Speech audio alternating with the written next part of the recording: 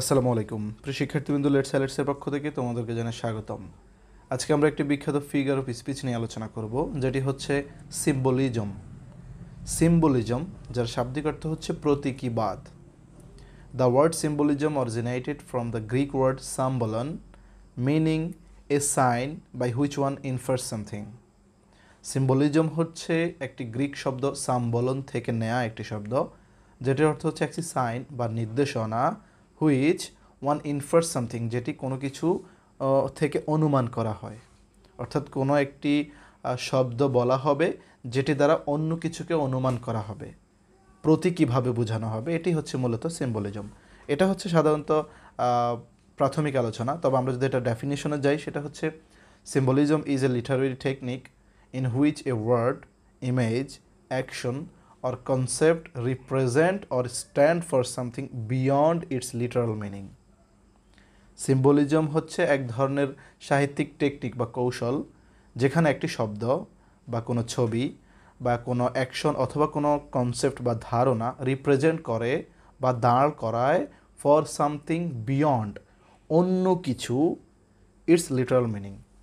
Symbolism হচ্ছে literally কোন সেন্টেন্সে যেটি বোঝানো হয়, অর্থাৎ কোনো একটি সেন্টেন্সের যেটি অর্থ থাকে ওই অর্থ থেকে বিয়ন্ড কিছু বোঝানো, আরও আরও গভীর কিছুকে অনুমান করে বোঝানোটাই হচ্ছে সিম্বলিজম, যেটি সাধারণত কোনো শব্দে, কোনো ছবিতে, কোনো অ্যাকশন অথবা অথবা কোনো কনসেপ্ট, যে কোনো কিছুতেই হতে পারে। It is a way for other authors to convey deeper meaning and add layers of complexity to their works. It is a way for authors. Author যারা রয়েছেন তাদের একটি পথ হচ্ছে এটা। কিসের পথ? টু কনভেই, বোঝানোর জন্যে, ডিপার মিনিং, গভীর কোনো অর্থ, and add layers of complexity of the words. Layer মানে হচ্ছে স্তর, কমপ্লেক্সিটি মানে হচ্ছে জটিলতা। অর্থাৎ একজন অথর যিনি, তিনি তার লিখনীতে বা তার কাজে ডিপার মিনিংয়ের জন্য অথবা জটিলতার কোনো স্তর আগানোর জন্য সাধারণত এই ধরনের কৌশল তারা ব্যবহার করে থাকেন। Symbolism is used in literature, poetry, movie and even in everyday life and language. এই সিম্বলিজম সাধারণত সাহিত্যে, কবিতায়, মুভিতে এবং আমাদের দৈনন্দিন জীবনের যে ভাষাগুলো রয়েছে সেগুলোতেও ব্যবহার হয়ে থাকে। এটা হচ্ছে এটির ডেফিনিশন। খুব সংক্ষেপে বললে, এই সিম্বলিজম হচ্ছে মূলত এক ধরনের সাহিত্যিক কৌশল, যেখানে কোনো একটি শব্দ, ছবি বা কোনো চিন্তাধারা বা কোনো ধারণাকে স্ট্যান্ড করে, রিপ্রেজেন্ট করে। কি স্ট্যান্ড করে? যেটি ওই সেন্টেন্সের যেই অর্থ, সেই সেন্টেন্সের অর্থকে না বুঝিয়ে অন্য আরেকটি ডিপার মিনিং রিপ্রেজেন্ট করে থাকে, অন্য আরেকটি অনুমান করে প্রতীকীভাবে অন্য একটি ডিপার মিনিংকে দাঁড় করায়। সেটি হচ্ছে মূলত সিম্বলিজম। যাই হোক, ইট ইজ এ লিটারেরি ডিভাইস। এটি মূলত একটি লিটারেরি ডিভাইস। অন্যদিকে এটি হচ্ছে একটি ফিগার অফ স্পিচ, আর এটি হচ্ছে একটি ফিগারেটিভ ল্যাঙ্গুয়েজ। ফিগারেটিভ মানে হচ্ছে রূপক। এটা হচ্ছে এক ধরনের রূপক ভাষা।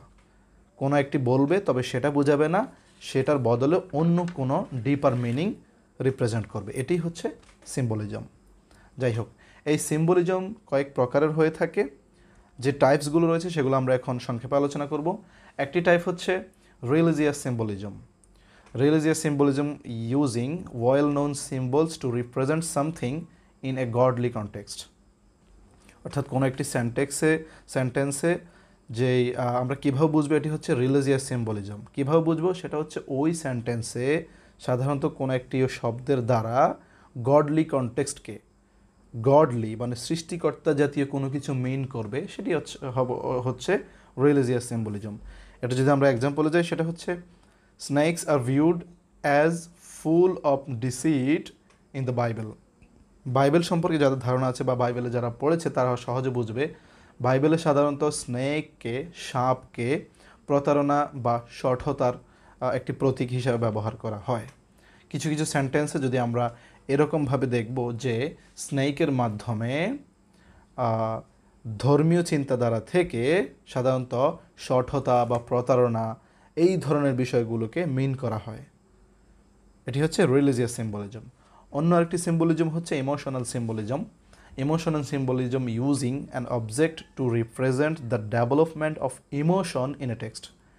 এই ইমোশনাল সিম্বলিজমগুলোর ইউজিং আমরা কীভাবে বুঝবো? সেটা হচ্ছে যে কোনো একটি টেক্সটে আমরা দেখব যে কোনো একটি শব্দের মাধ্যমে, কোনো একটি ওয়ার্ডের মাধ্যমে দ্য ডেভেলপমেন্ট অফ ইমোশনের ডেভেলপমেন্টকে বোঝানো হয়, আবেগ জাতীয় কিছুকে রিপ্রেজেন্ট করা হয়। এক্সাম্পল হচ্ছে যেমন red colour symbolises the passion. Red বা লাল কালার সাধারণত প্যাশনের প্রতীক হিসেবে ব্যবহার হয়ে থাকে। Black colour is often used to symbolize evil or death. Black কালারকে মাঝে মধ্যে ইভিল বা ডেথ এরকম কিছু দ্বারাও সিম্বলাইজ করা হয়ে থাকে। তো এটি হচ্ছে ইমোশনাল সিম্বলিজম। অন্য একটি গুরুত্বপূর্ণ সিম্বলিজম হচ্ছে romantic symbolism. Romantic symbolism using an object to represent the course of a romantic relationship. Romantic সিম্বলিজমে কোনো একটি অবজেক্ট মূলত, কোনো একটি শব্দ মূলত রিপ্রেজেন্ট করে, কি রিপ্রেজেন্ট করে? রোমান্টিক রিলেশনশিপকে রিপ্রেজেন্ট করে, প্রেমের বা ভালোবাসার কোনো সম্পর্কে রিপ্রেজেন্ট করে। এর এক্সাম্পল হচ্ছে যেমন rose is a symbolic of romance. সাধারণত গোলাপ আমরা জানি যে রোমান্সের একটি প্রতীক।